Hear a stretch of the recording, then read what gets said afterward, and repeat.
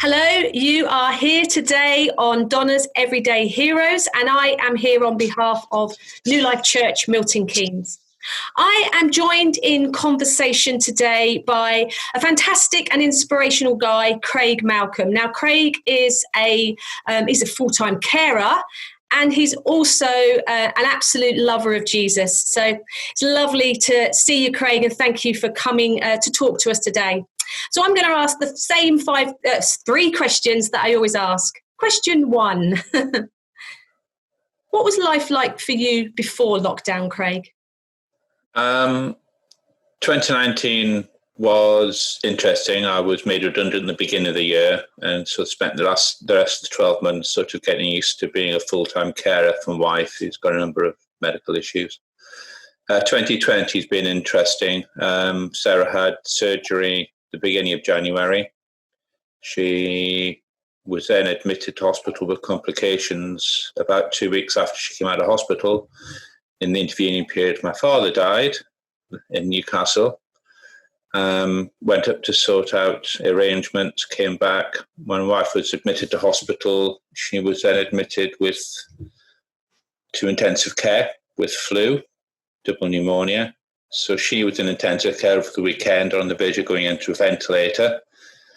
I then had to leave her intensive care to go for my father's funeral, and then came back, and Sarah went through rehab and into a care home at the same time that lockdown started.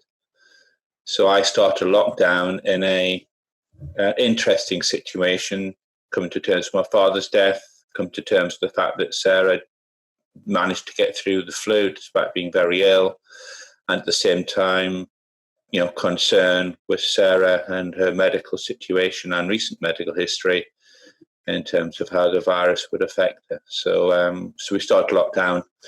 An interesting situation. I think it's fair to say that life prior to lockdown was at a very difficult point in your journey, Craig. So yes. My next question for you is, what has life been like during lockdown? To a certain extent, life has been, in some cases, easier, in some cases, more difficult. Sarah's post-intensive care means she's not able to manage the stairs. So she's actually been living upstairs completely, which means I'm, looking after the house, which I was doing for the last 18 months anyway, which sort of makes things harder and easier. So it's been just a case of taking day by day. Sarah has good days and bad days. Obviously, being upstairs all the time is difficult for her. Being trapped upstairs, particularly with all the good weather that she sees. So my role really is just to keep the house running and to try and keep Sarah's spirits up as best I can. Not having other events and things to go to. I mean, I've still been involved in stuff virtual, but not having other stuff to go to means that the time management has been easier because you're not panicking about trying to get ready for this, that, and the other in the same way.